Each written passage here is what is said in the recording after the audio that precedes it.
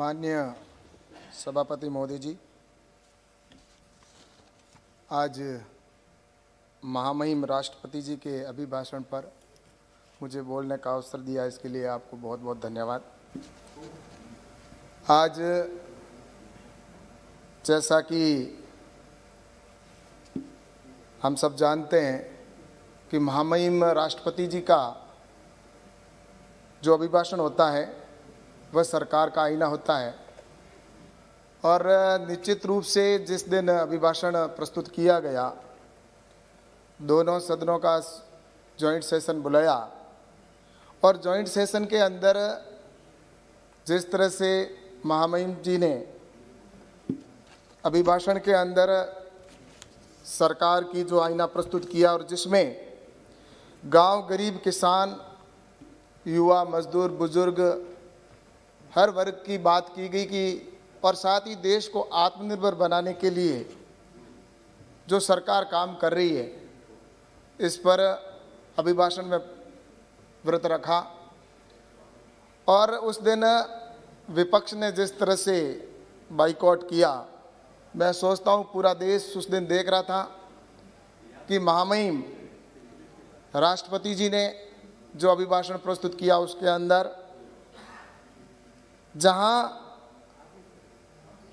पूरे देश के अंदर आपने देखा होगा और सरकार ने जिस तरह से अपने पिछले एक साल के अंदर जो कार्य किया और उस कार्य को निश्चित रूप से जनता ने उसको सराहा।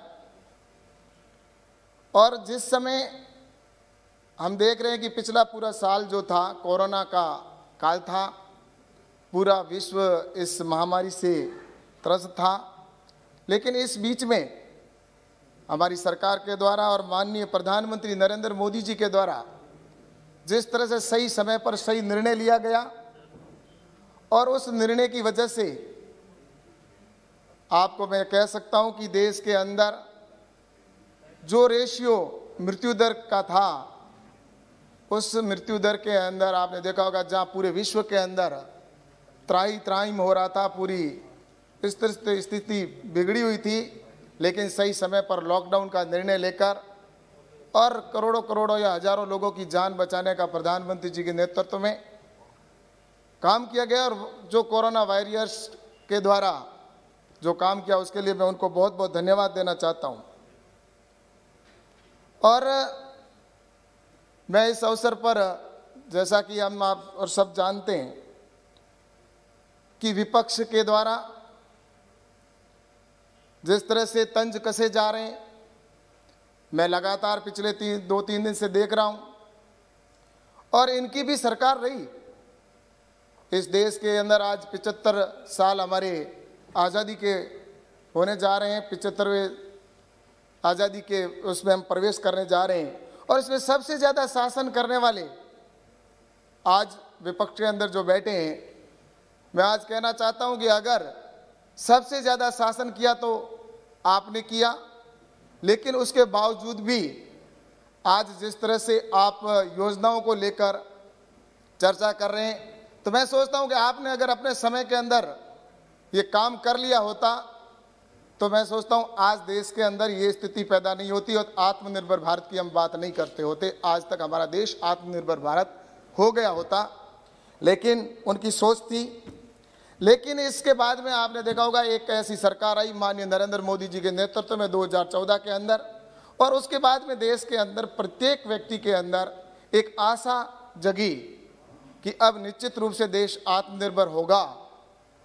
और उसके बाद में आपने देखा होगा कि प्रधानमंत्री जी ने, अध्यक्ष सभापति महोदय जी, जो जो योजनाएं लागू की, उस योजनाओं से निश्चित रूप से उस अंतिम व्यक्ति को लाभ मिला और उस व्यक्ति के अंदर एक आशा जगी कि वास्तव में हमारे किस तरह से काम होगा। और कोरोना के समय के अंदर भी हर व्यक्ति की एक उस समय एक चिंता में ग्रस्त था, चिंता में था कि कोरोना के समय में देश के किसान की फसल खेत में है और उसके बावजूद भी सही समय पर कैसे कटेगी। लेकिन उस समय प्रधानमंत्री जी के नेतृत्व के अंदर निर्णय लिया गया और सही समय पर सही एडवाइजरी जारी हुई, जिसकी वजह से मजदूरों के अंदर छूट दी गई और मजदूरों ने सही समय पर फसल को काटा। और उस समय जो हमारे खरीद केंद्र भी खोले गए और जहां मशीनरीज को एक दूसरे राज्य में जाने के लिए दुविधा आ रही थी तो उसमें छूट दी गई। और उस समय किसान रथ ऐप को भी प्रारंभ किया गया कि ताकि किसानों को एक दूसरे स्थान पर वाहन ले जाने के लिए भी सुविधा हो सके। और साथ ही खरीद केंद्रों की संख्या भी बढ़ाई गई ताकि सोशल डिस्टेंस का ध्यान रखकर हम अधिक से अधिक किसान के उत्पादन को खरीद सकें। इस दृष्टि से निश्चित रूप से काम किया गया और जिसकी वजह से किसान का उत्पादन, जो पिछली वर्ष हमारा उत्पादन हुआ था, उससे इस वर्ष उत्पादन में वृद्धि हुई और जिसकी वजह से देश के किसानों को उसका लाभ निश्चित रूप से मिला। और कोरोना के समय में जहां पर देख रहे हैं कि निश्चित रूप से कृषि के क्षेत्र में लगातार प्रधानमंत्री जी के नेतृत्व के अंदर और माननीय तोमर साहब के नेतृत्व के अंदर जिस तरह से सरकार ने काम किया और जिसकी वजह से किसानों को किसी प्रकार की कोरोना के अंदर प्रॉब्लम नहीं आने दी गई। और साथ ही मैं आपसे ये भी कहना चाहता हूं कि उसके बाद आपने देखा होगा, सरकार तो इनकी भी रही, लेकिन जिस तरह से जनता के अंदर एक विश्वास हुआ और विश्वास जगा उसके बाद में, चाहे शौचालय की बात करूं मैं, आज़ादी के 70 साल बाद भी इस देश के अंदर हमारी बहन बेटियों को शौच जाने के लिए किसी पेड़ का सहारा लेना पड़ता था या कहीं ऐसी स्थिति होती थी कि उनको अपनी इज्जत बचाने के लिए भी मजबूर होना पड़ता था। लेकिन प्रधानमंत्री माननीय नरेंद्र मोदी जी ने एक ऐसा निर्णय लिया और जिसकी वजह से आज देश के अंदर शौचालय की, हर घर के अंदर गरीब व्यक्ति को शौचालय देने का काम किया गया। साथ ही गरीब व्यक्ति को आवास देने का काम भी प्रधानमंत्री आवास योजना के तहत गांवों के अंदर जो गरीब व्यक्ति रहता है उसकी ये इच्छा होती है कि मेरा भी कभी पक्का मकान बनेगा, और उसके सपने को साकार किया तो प्रधानमंत्री माननीय नरेंद्र मोदी जी ने किया। और प्रधानमंत्री आवास के तहत प्रत्येक गरीब के घर पर प्रधानमंत्री आवास बनाने प्रारंभ किए गए। और साथ ही मैं आपसे ये भी कहना चाहूँगा कि उज्ज्वला गैस योजना गाँवों में क्या स्थिति थी। गांव के अंदर हमारी बहन बेटियां होती थी, जब उनको खाना बनाना होता था तो ये स्थिति होती थी कि वो गीली लकड़ी होती थी उससे खाना बनाती थी, उनकी आंखों में आंसू आते थे। और उन बहनों के अगर आंसुओं को पोंछने का कोई अगर किसी ने काम किया तो हमारे प्रधानमंत्री माननीय नरेंद्र मोदी जी ने किया। और उज्ज्वला गैस के तहत आज लगभग 10 करोड़ बहनों के घर वहाँ पर जो शौचालय उज्ज्वला गैस योजना के तहत सूचे चूल्हे पहुँचाने का काम किया 6-7 करोड़। और 1 करोड़ और अभी इस बजट के अंदर भी घोषणा हुई है कि 1 करोड़ बहनों को और उज्ज्वला गैस योजना के तहत चूल्हे दिए जाएंगे, गैस कनेक्शन दिए जाएंगे।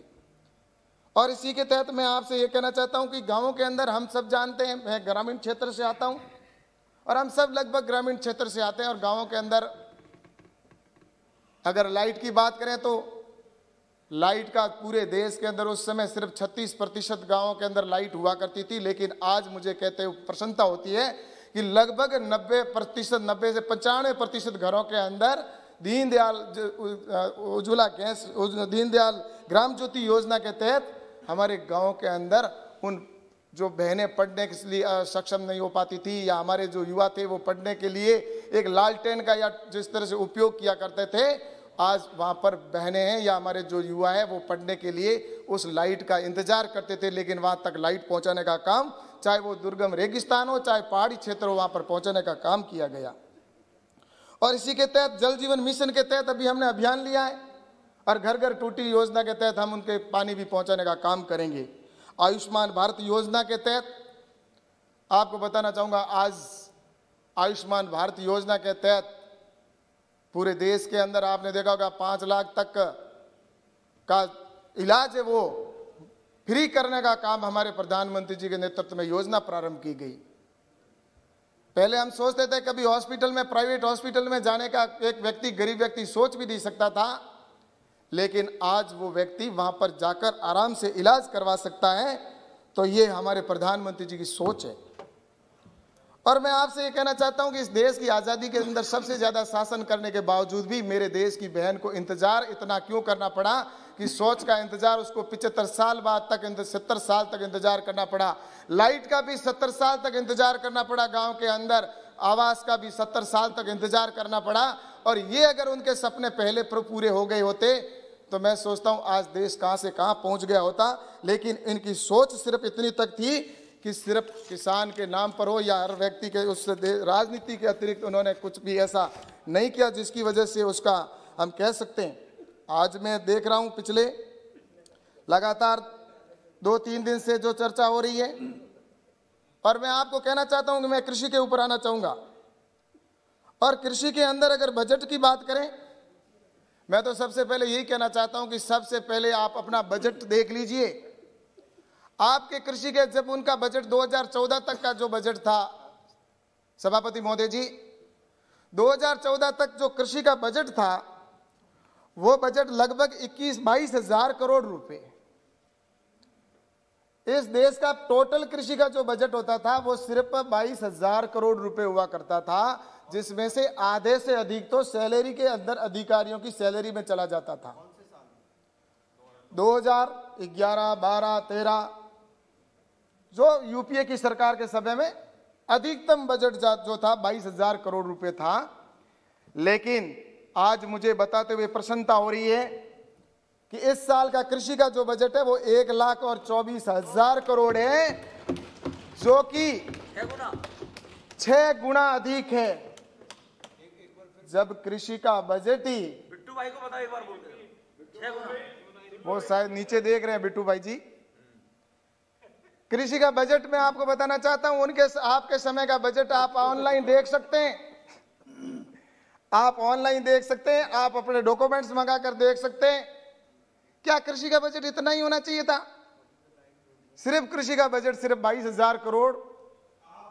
और आज जिस तरह से देश का बजट जो बढ़ाया है, और वो बजट उसमें भी मैं कहना चाहता हूं कि लगभग 75 हजार करोड़, आप सुन लें, आपका टोटल बजट होता था, वो टोटल बजट 22 हजार करोड़ रुपए हुआ करता था। लेकिन हमारे बजट में 75 हजार करोड़ तो सीधे किसान के किसान सम्मान निधि के तौर पर उनके खाते में जाते हैं। 75 हजार करोड़ डायरेक्ट बेनिफिट होता है जो सीधा किसान सम्मान निधि के तौर पर उनके खाते में जाता है।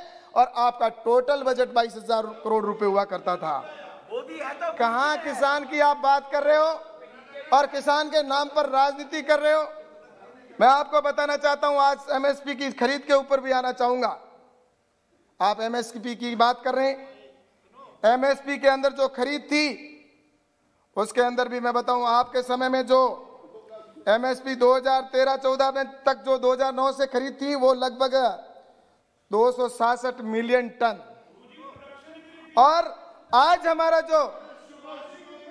हमारा जो उत्पादन है, जो हमारी खरीद है, वो 2019-20 में 297 मिलियन टन है, जो आपसे बहुत ज्यादा है। और इसके साथ ही मैं आपको और बताना चाहूंगा कि आपकी इसके अंदर दलहन और तिलहन के अंदर भी बात करूंगा मैं। दलहन के अंदर 2009 से सुनो, आप दाल की बात कर रहे हो, दलहन के अंदर आपकी जो रेट थी, आप जो खरीद करते थे, टोटल 2009 से 9-10 से लेकर 13-14 तक आपकी जो खरीद थी वो सिर्फ जितनी 645 करोड़ रुपए की खरीद की थी आपने। और हमने 2015 से 2021 तक आपको बताना चाहता हूं, आपकी थी 645 करोड़ और हमारी है 49 हजार करोड़, जो आपसे 75 गुना अधिक है। 8 गुना आपसे 75 गुना अधिक है। उनकी 645 करोड़ और हमारे 49 हजार करोड़। और मैं तिलहन और कोपरे की बात करूंगा। और उसके अंदर भी आपको बताऊं, एमएसपी पर जो जो हमने खरीद की थी, आपने 9-10 से लेकर 13-14 तक जो खरीद की थी वो 2460 करोड़ रुपए की थी। और हमने जो खरीद की है 2015 से लेकर 21 तक, ये 25,000 करोड़ है। 25,000 करोड़ आपकी 2400, और जो आपसे 10 गुना अधिक है। कहाँ किसान की बात कर रहे हो आप कि हम किसान हित में काम कर रहे हैं? और एमएसपी को हमने 1.5 गुना करने का काम किया। और एमएसपी के अंदर आपको बताना चाहूंगा कि धान के अंदर जहां आपकी 2014 में धान के अंदर 1310 रुपए थे, आज एमएसपी पर खरीद हो रही है 1868 रुपए के अंदर, जो 50% हमने बढ़ाई है। और वहीं ज्वार की अगर बात करें तो ज्वार के अंदर आपकी 1500 थी और हमारे 2620 रुपए हैं एमएसपी के ऊपर। और वहीं बाजरा की सुन लो, आप सुनते जाओ, बाजरे का हिसाब मैं दूंगा आपको। बाजरे की एमएसपी आपके 1250 थी और जो आपने बाजरे की, और आज वो 2150 है, जो 83% अधिक है आपसे। और वहीं गेहूं की बात करें तो आपके 1400 थे और हमारे 1975। और जिस तरह से ये, इस तरह से हर फसल के अंदर हमने 50% से अधिक इस एमएसपी के अंदर खरीद करने के अंदर हमने वृद्धि की है। आप किसानों की बात करते हैं और मैं आपको और भी बताना चाहता हूं कि आप कृषि के अंदर हमने सिर्फ एमएसपी बढ़ाना है और बजट को एमएसपी पर खरीद को बढ़ाना या 1.5 गुना ही नहीं, और हमने बजट को भी बढ़ाया और इसके साथ ही अन्य कई और योजनाएं भी प्रारंभ की। और जिसके अंदर चाहे हमारे, आपको बताना चाहता हूं, किसान सम्मान निधि के तौर पर, किसान सम्मान निधि के तौर पर पहली बार आपने कभी किसान को डायरेक्ट लाभ देने का काम अगर ऐसी योजना की हो तो बताइए। हमने किसान को प्रति वर्ष 6000 रुपए उनके खाते में डालने का काम किया और आज दिन तक लगभग 10,74 करोड़ किसानों के खाते के अंदर 1,15,000 करोड़ रुपए उनके खाते में पहुंच चुके हैं। ये नरेंद्र मोदी जी की सरकार है जो किसान को डायरेक्ट लाभ देने का काम कर रही है। वहीं पर ये मंत्री जी, ये राजीव गांधी फाउंडेशन में डालते थे उस पैसे को, वो राजीव गांधी फाउंडेशन में जाता था। प्रधानमंत्री फसल बीमा योजना,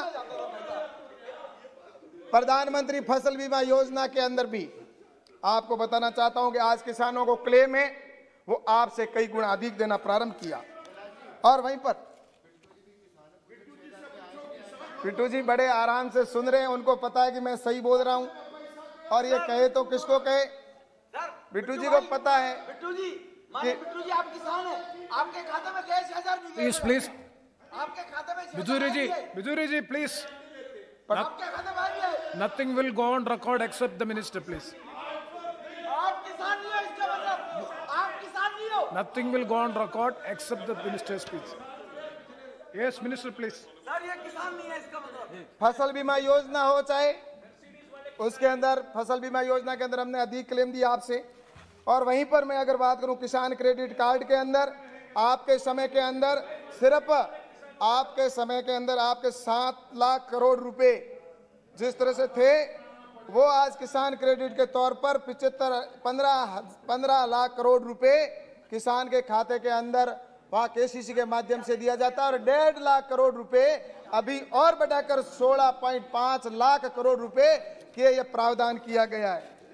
और वहीं पर मैं अगर बात करूं मृदा स्वास्थ्य कार्ड की, मृदा स्वास्थ्य कार्ड योजना के अंदर चूरू के अंदर हमारे प्रधानमंत्री जी ने इसका विमोचन किया और उसके बाद में 11 करोड़ किसानों को मृदा स्वास्थ्य कार्ड दिए गए।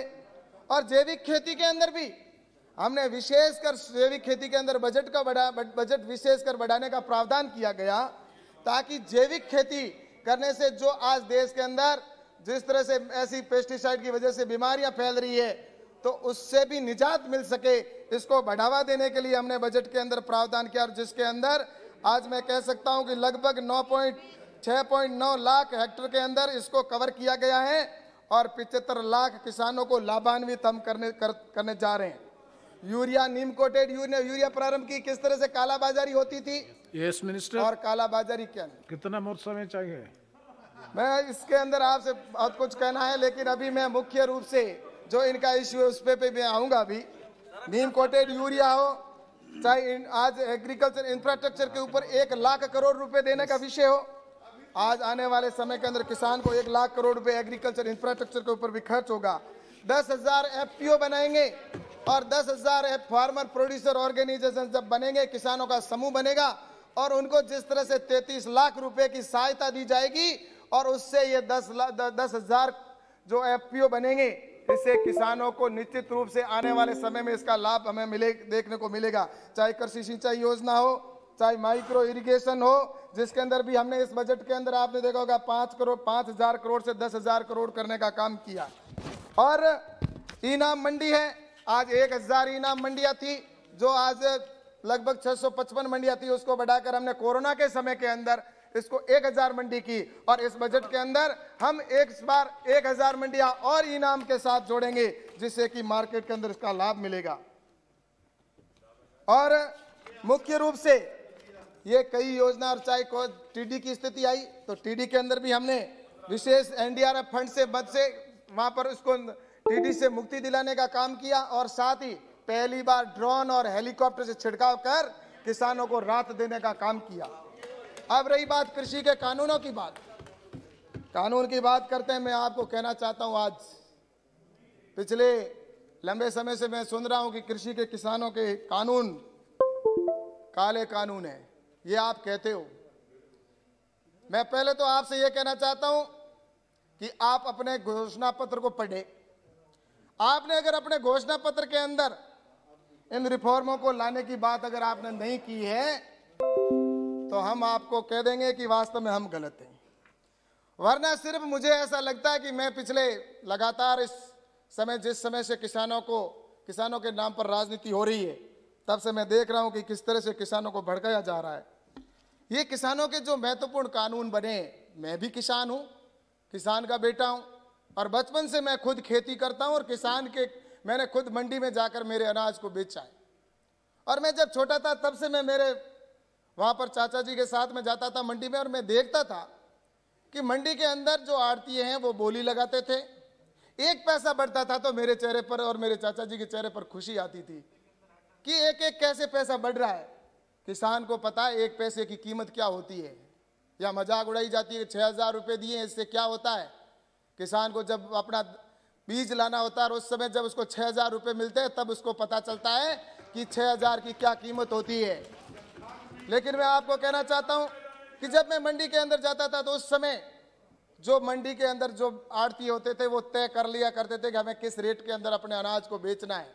उस समय मैं सोचता था कि मैं अपने उत्पादन को दूसरी जगह पर क्यों नहीं बेच सकता, मंडी के बाहर क्यों नहीं बेच सकता, और मंडी परिधि के बाहर बेचने की हर व्यक्ति को आज़ादी होती है। आज मैं कहना चाहता हूं, मेरे पास में ये पेन है, पेन बनाने वाली कंपनी कहीं पर भी अपने पेन को बेच सकती है, चाहे वो देश के अंदर बेचे चाहे विदेश के अंदर बेचे।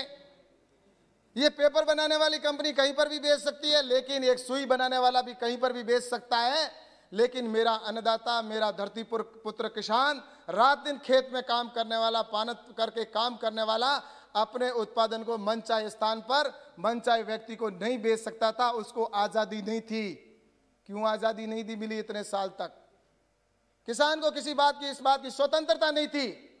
लेकिन इस कानून के माध्यम से आज तय हो गया कि आने वाले समय के अंदर किसानों के लिए ये किसानों का कानून है, ये आजादी देने वाला कानून है। अब वो किसान मनचाहे व्यक्ति को मनचाहे स्थान पर, किसी भी स्थान पर बेच सकता है। इस कानून के अंदर ये प्रावधान किया गया है। और किसी प्रकार का किसान को टैक्स नहीं चुकाना पड़ेगा। मंडी परिधि के अंदर और मंडी परिधि के बाहर वो कोई सी प्रकार का टैक्स है, अगर मंडी परिधि के अंदर वो राज्य का अधिकार है, लेकिन मंडी परिधि के बाहर अगर कोई भी वो ट्रेड करेगा तो उसको किसी प्रकार का टैक्स नहीं चुकाना पड़ेगा। ये इसके अंदर प्रावधान किया गया है। इस बात की इसमें स्वतंत्रता दी गई है। और दूसरा, मैं कॉन्ट्रैक्ट फार्मिंग पे आना चाहूंगा। कॉन्ट्रैक्ट फार्मिंग के अंदर किसान को गुमराह किया जा रहा है कि किसान की जमीन चली जाएगी। अभी मैं मुख्य 2 मिनट, ज्यादा नहीं, 5 मिनट में, 2-3 मिनट में पूरी बात करूंगा। कॉन्ट्रैक्ट फार्मिंग के अंदर मैं बताना चाहूंगा कि कॉन्ट्रैक्ट फार्मिंग के अंदर किसान अपनी फसल को बोने से पहले अपनी रेट तय कर पाएगा कि किस रेट के अंदर मेरा उत्पादन बिकेगा। आपको बताना चाहता हूं, जिस तरह से सभापति महोदय जी, किसान अपने उत्पादन के अंदर, मैं एक उदाहरण देकर यह बात पूरी करूंगा, बात बताऊंगा कि एक अनार का अगर कोई व्यापारी है और अनार के व्यापारी और किसान के बीच में एक एग्रीमेंट हो गया 100 रुपए के स्टाम्प पर, और 100 रुपए के स्टाम्प पर एग्रीमेंट होने के बाद अगर रेट मान लो उसने तय की कि मेरे से अनार की रेट 30 रुपए है, और अगर उसकी रेट घट जाती है और रेट अगर 20 रुपए हो जाती है, तो व्यापारी बाध्य है कि उसको 30 रुपए के अंदर उसके अनार को खरीदना ही होगा, अन्यथा उसके ऊपर 150% की पेनल्टी लगेगी। ये इस कानून के अंदर किया गया। और वहीं पर अगर रेट बढ़कर अगर 50 रुपए हो जाती है, अनार की रेट अगर 50 रुपए हो जाती है, तो उसके अंदर किसान स्वतंत्र है। किसान बढ़ी हुई दर पर 50 रुपए में दूसरे व्यापारी को बेच सकता है, उसके खिलाफ कोई कानूनी कार्रवाई नहीं होगी। ये इस कानून के अंदर किया गया। और पंजाब में बंद कर देते हैं। और वहीं पर मैं आपको बताना चाहूंगा पंजाब का सभापति महोदय जी, इसके अंदर एक बात और कहना चाहूंगा। इसमें अगर व्यापारी और किसान अगर वहां पर कोई करार के अंदर विवाद हो जाता है, एसडीएम के पास में उसकी सुनवाई का प्रावधान रखा गया है। एसडीएम अगर सुनवाई के अंदर वो अगर उसने एडवांस पैसा लिया है, अगर उसने एडवांस पैसा किसान ने लिया तो उसको वापस देने का है, लेकिन उसमें भी किसान से पूछा जाएगा। एसडीएम पूछेगा ये पैसा तुमको कब देना। अगर वो कहे कि मैं इसको 6 महीने बाद में दूंगा तो 6 महीने बाद में दे सकता है। वो कहेगा मैं किस्तों में दूंगा तो किस्तों में दे सकता है। वो कहेगा मैं अगली फसल पे दूंगा तो अगली फसल पे दे सकता है। और अगर वो उस पर भी किसी प्रकार का ब्याज नहीं लगेगा। और इसके अतिरिक्त भी बिट्टा जी सुनो, बिट्टू जी, मैं आपको अब आगे मुख्य बात आ रही है, आपको तकलीफ हो रही है। आपको मैं कह रहा हूं, आपको इसलिए तकलीफ हो रही है, आपको बताऊं कि अगर प्लीज आज मैं यह कह दूं, बिट्टू जी सुनो, माननीय सदस्य सुनिए, अगर इसके अतिरिक्त आपको सच्ची बात कड़वी लग रही है, आज मैं आपको सच्ची बात बता रहा हूं, आपको तकलीफ हो रही है। आपको यह कानूनों की जानकारी नहीं थी, इसलिए आप वैसे बोल रहे थे। मैं आज पूरी बात करता हूं सभापति महोदय जी। इसमें अगर व्यापार किसान अगर एडवांस पैसा दिया हुआ वापस नहीं भी देता है तो भी उसके खिलाफ कोई कानूनी कार्रवाई एसडीएम नहीं कर सकता। इस कानून के अंदर है, तो फिर किसान की जमीन कैसे जा सकती है? आज मैं यहाँ पर घोषणा करता हूँ, अगर जमीन किसान की 1 इंच जमीन जाने का अगर इसमें प्रावधान हो तो मैं मंत्री पद से अभी इस्तीफा दे दूं और हमेशा के लिए राजनीति छोड़ दूं। इस तरह से किसानों को गुमराह ना करें। धन्यवाद। किसानों से गुमराह करने की आवश्यकता नहीं है। मैं आज कहना चाहता हूं, मैं किसान यूनियन के यहाँ पर बैठा हूं, मैं आज कहना चाहता हूं कि किसानों के हित के ये बिल बने। और मैं आपको बताऊं सभापति महोदय जी, सच्ची बात ये ना यहाँ सुनते हैं ना दूसरी जगह कोई सुनना चाहता, उनको सुनने देते हैं, सिर्फ गुमराह करने का काम कर रहे हैं। मैं आपको बताऊं सभापति महोदय जी, ये सुनना नहीं चाहते। सच्ची बात हमेशा कड़वी होती है। बिट्टू जी प्लीज सच्ची बात हमेशा कड़वी होती है सभापति जी महोदय जी।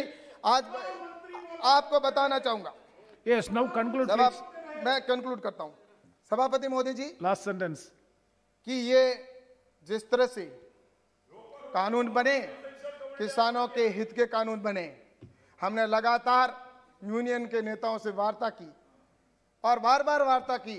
हमने सौहार्दपूर्ण वातावरण के अंदर बात की और उनसे लगातार चर्चा कर रहे हैं कि आप उन बिंदुओं पर आइए जो आपके प्रारंभिक मुद्दे थे। और प्रारंभिक मुद्दे वो थे, उनका एक एसडीएम के विषय पर था कि उसको सिविल कोर्ट के अंदर, कोई बात नहीं, एसडीएम कोर्ट में जाए या सिविल कोर्ट में जाए, उनकी मर्जी, हम करेंगे। मैं क्या कह रहा हूं कि आपको कह रहा हूं, एक कुछ प्रारंभिक मुद्दे जो किसान यूनियन के थे वो बता रहा हूं। और अभी आप, और उसके बाद में आपके एक पराली का विषय था, इसके अतिरिक्त एक बिजली का मुद्दा था।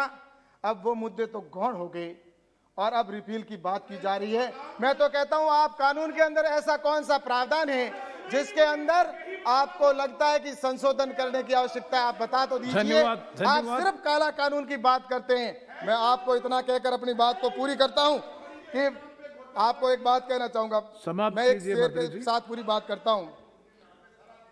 किसानों की जिंदगी खुशहाल बनाने चल पड़े हैं, किसानों की जिंदगी खुशहाल बनाने चल पड़े हैं, कहीं भी कभी भी बेचने अपना माल बताने चल पड़े हैं, कहीं भी कभी भी बेचने अपना माल बताने चल पड़े हैं। अब तक तो ठगा जाता रहा है मेरा किसान भाई, आज से अपनी किस्मत चमकाने चल पड़ा है। और आपको भी कह दूं, आपका बताना चाहता हूं, सुनो, अभी ये जिस तरह से कर रहे, आपको बताऊं, सताया है आपने, सताया है अब तक कितने किसानों को, बताओ तो जरा। आपने सताया कितने किसानों को है, बताओ तो जरा। रुलाया है अब तक किसने किसानों को, बताओ तो जरा। किसानों के नाम पर तमाशा करने वालों बाज आओ, बरगलाया है किसने? भोले किसान को। बताओ तो जरा। इसलिए कहना चाहता हूं, आपने 60 साल तक सिर्फ किसान के नाम पर राजनीति की, लेकिन मेरा किसान भाइयों से निवेदन है कि आज पूरा देश निश्चित रूप से, हम तो यही कहते हैं कि वार्ता से ही समाधान निकलता है, और निश्चित रूप से प्रधानमंत्री जी ने स्वयं ने इस बात को कहा है। धन्यवाद। अमर सिंह जी, निश्चित रूप से मैं तो यही कहता हूं कि आप भी मंत्री जी इसमें आग में घी डालने का ये काम कर रहे हैं। बस मेरा तो इतना ही कहना है कि हम सब देश के किसान को आत्मनिर्भर बनाएं, इसके लिए हमारे प्रधानमंत्री जी के नेतृत्व में सरकार काम कर रही है। आपको बहुत बहुत धन्यवाद, बहुत बहुत आभार। Thank you.